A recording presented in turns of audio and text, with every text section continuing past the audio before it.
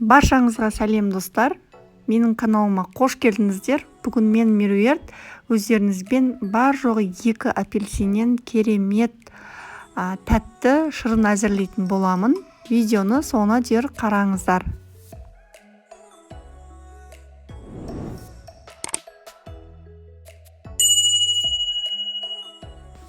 Бізге керегі 2 апельсин. 2 апельсинді жақсылап жуып аламыз да, басындағы түйін тұрған жерін кесіп алып тастаймыз.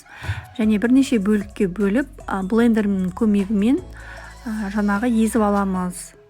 Егер сіздерде блендер болмаса, онда өткізгіштің үлкендеу өткізгішінен өткізіп, бір ыдысқа салып, үстінен жаңағы су құйып істесеңіздер болады.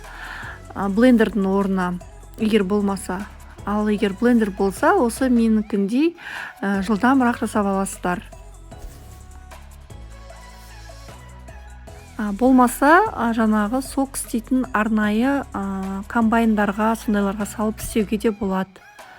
Енді менде жаңа езіп біттім. Үлкендеу ыдысқа езген апельсиндерімді салып, ыстықтау суды құямын.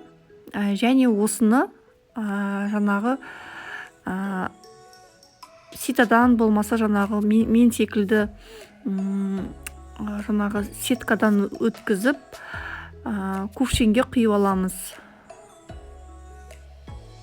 Және қант қосамыз, жақсылап араластырамыз.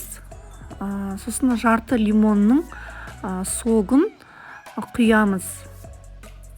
Жақсылап араластыратын боламыз.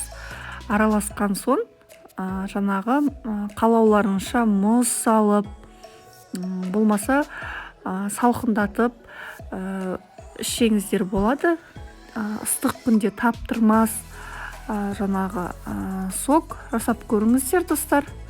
Сіздермен болған мен Меруерт. Келесі кездескенше сау болыңыздар.